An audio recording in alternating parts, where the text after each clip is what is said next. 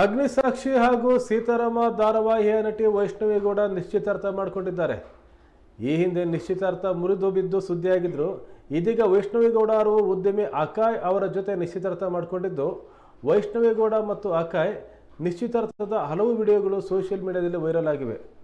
ಅಕಾಯ್ ಅವರು ಬೇರೆ ರಾಜ್ಯದವರು ಎನ್ನಲಾಗಿದೆ. ಏರ್ಫೋರ್ಸ್ನಲ್ಲಿ ಕೆಲಸ ಮಾಡ್ತಾ ಇದ್ದಾರೆ. ಅಕಾಯ್ ಅವರಿಂದ ವೈಷ್ಣವಿ ಈ ಬಾರಿ ಬೆಂಗಳೂರಲ್ಲಿ ನಡೆದಿದ್ದ ಏರ್ ಶೋ ವೀಕ್ಷಣೆ ಮಾಡಿದರು. ಇದನ್ನು ಅವರು ಪರೋಕ್ಷವಾಗಿ ಸೋಷಿಯಲ್ ಮೀಡಿಯಾದಲ್ಲಿ ಹಂಚಿಕೊಂಡಿದ್ದಾರೆ.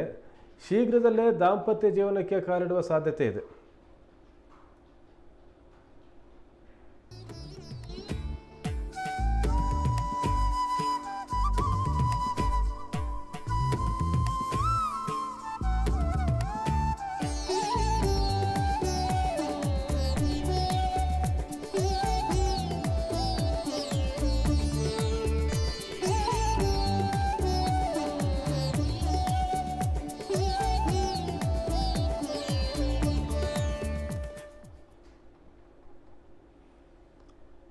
ವೈಷ್ಣವಿ ಗೌಡ ಹಾಗೂ ಅಕಾಯ್ ಅವರ ನಿಶ್ಚಿತಾರ್ಥದ ಫೋಟೋಗಳು ಎಲ್ಲ ಕಡೆ ವೈರಲ್ ಆಗ್ತಾ ಇದೆ.